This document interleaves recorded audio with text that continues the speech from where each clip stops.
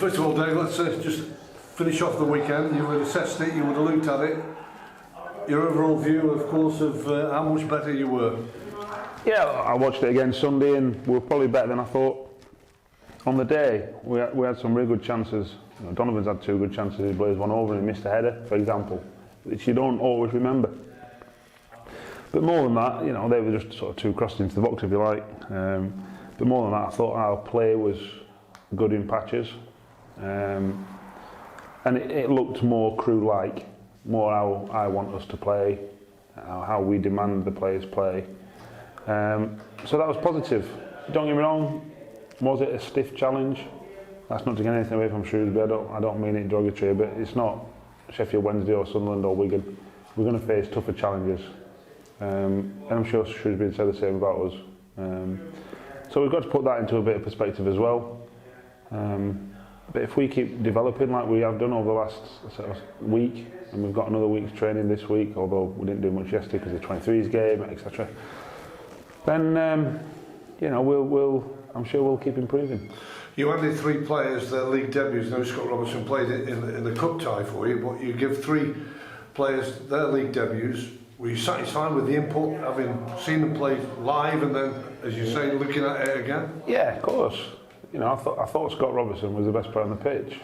I thought he was terrific. And obviously Janelle was extremely exciting, and Scott was lively.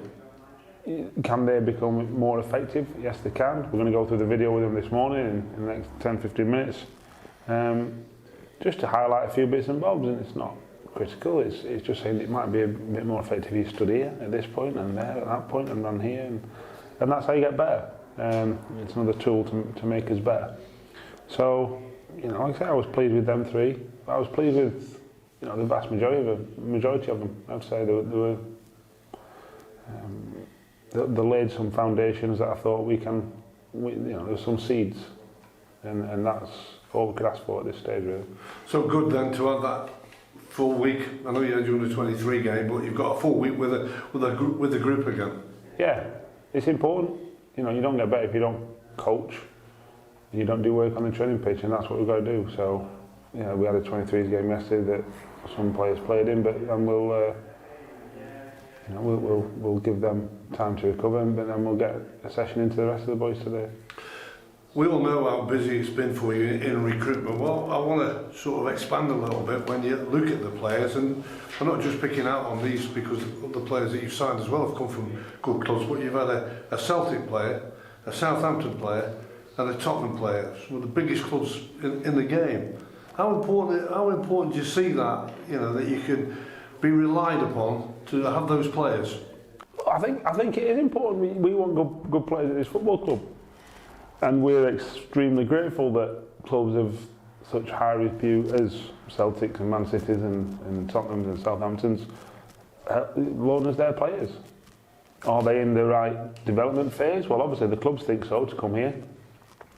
And I hope that we are seen as a good environment with good staff and a good way of playing that makes us an attractive proposition. Like I said, we could have but he didn't want to come, which is fine. That's, you know, that's his choice. But I think the players have got to want to come, irrespective of where they come from. I think that's important. And like I said, I think we've got some real good young cracking players, and it's up to us to develop them more and hopefully make them effective while they're here. Does it bode well though for further down the line to have those relationships? You know, that these big clubs can trust you. Yeah, I think one of the things that I've got to do between now and January, I've done a presentation, so I'll be on me when the players aren't in and all the staff's off. I'll be off in my car to football clubs, presenting to these football clubs, saying this is what we can do for your players, for your loan players, selling the football club, selling me. Other clubs think the manager is really important, which I suppose is true, but you know, it can't come from someone else. It has to come from me, and present to them and say, look, this is what we can do for your loan players, this is what we've done from past loan players, this is what we do with current loan players, this is how we go about our business, this is how we play. So that hopefully, not just the clubs that we've just mentioned, but all Premier League clubs, you know, your Celtics, your Rangers, want their best players to come to us because they see that we're going to add value to their football club, and that's important. Do you take that on your own back to go around and put that sort of show on? Yeah. Yeah. It's a great thing, isn't it? So, you know, you usually see that in the modern day, but I suppose it's a part of what crew's all about. Yeah, you know, don't get me wrong, would it be easier if somebody did all the presentation and got it ready, said, right, here you go, get in your car, but then I just see it as my job, just get on with your job. And if it helps us get a better player, then everyone wins. So, just means I don't have a day off, which is fine. Bring us up to date then with the injuries to one or two players. Ben Knight from Manchester City, he was out the weekend, and of course you've got a couple of other players. But first of all, let's start with Scott Robertson. How's he, after what looked a bad sort of challenge? Yeah, it was innocuous, it wasn't intentional, we all knew that, the referee should have stopped it, that was the thing.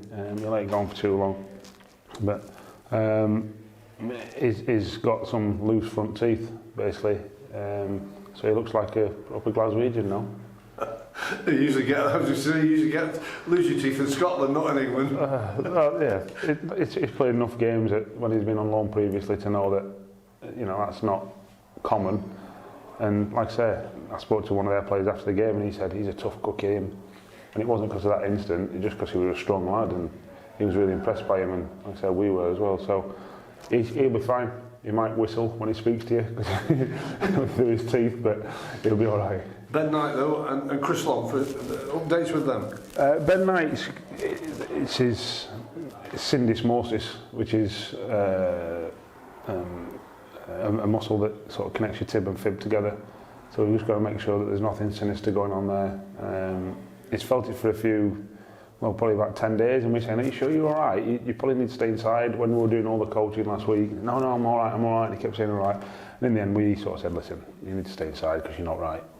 And we'll treat him properly.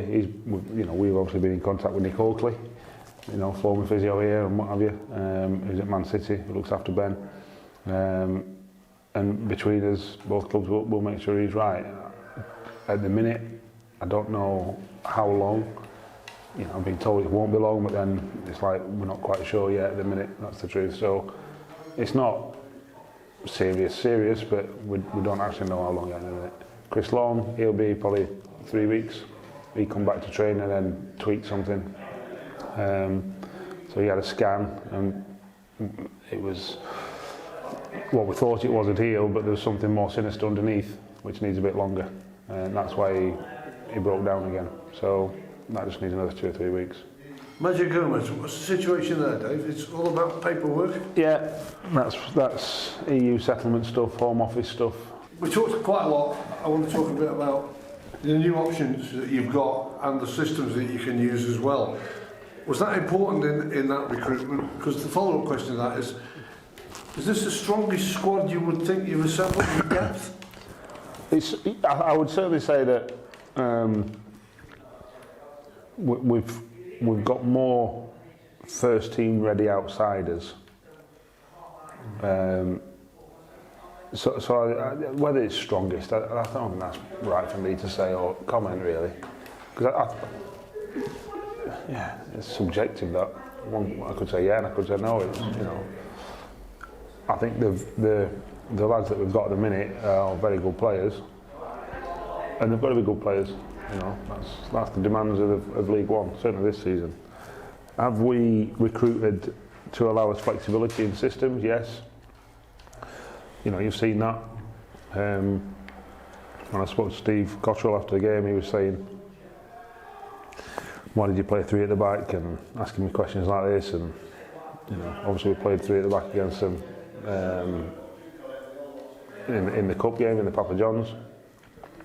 And we did, them few games at the back end of last season, we went to Fleetwood, having not worked on it. We lost, I think it might have been Burton on the Saturday, or Oxford on the Saturday. And we went Monday morning, said, right, this is how we're going tomorrow night, Fleetwood. And we sort of threw it on them and saw how they coped. Because we wanted to see if they were adaptable, if they could work it out themselves and if they could try something different. Now obviously the personnel is slightly different, but there's a still core element of the group that was there on that Monday morning and Tuesday night at Fleetwood, and they did very well. So that gave us a lot of hope. It could have all backfired and we could have lost 3-0 again, but there was sort of methods behind it, there was reasons behind it, and it's days like that and games like that that help you. You know, again, when we played Wolves in pre-season, we played the last 50 minutes with 10 men. Didn't half help us at Hartlepool. So all these different sort of development things that you throw in might not be just game specific or that game specific. There might be an eye on something that may happen further down the line, and you've got to be mindful of that as a manager. Yes, it is important that you win that game in front of you, but you've got to see a slightly bigger picture than that as well, and we've recruited to try and see that slightly bigger picture as well. Well, that takes me on to Burton, because you went to Oldham, I think, in the pre-season. You know what their way of playing is. Yeah. And Burton, you've got them next. Look a very, very hard side to break down and to play against. Yeah, I watched them last Monday at Bolton. 0-0, Bolton were the better team. But the fact that they got a point is testament to everything you just said. Hard to play against, hard to beat, hard to break down. We'll come and get you at times, we'll stay off you at times. Got more than enough athleticism about them and some match winners. So, you know, we've got to be prepared for the different challenges that they will pose in the 90 minutes, that's for sure. Leeds only think 7 out of 9 away from home. Fingers crossed, 2 back-to-back home games can keep progressing and progressing. You won one in the cup, you draw one in the league. Yeah, I think you know, it's important that our home form is good. And like I said, it felt on Saturday that it was sort of the first game of the season. And this it feels sort of like it's the first home game of the season, albeit with 6, 7, 8 games in, whatever they are. You know, so you know we've got to rise to any challenge, and there's going to be plenty of challenges in front of us this year. We've got to concentrate on ourselves, worry about ourselves, and if we do that, then everything else will take care of itself. So we're still hugely a work in progress, but we're getting there.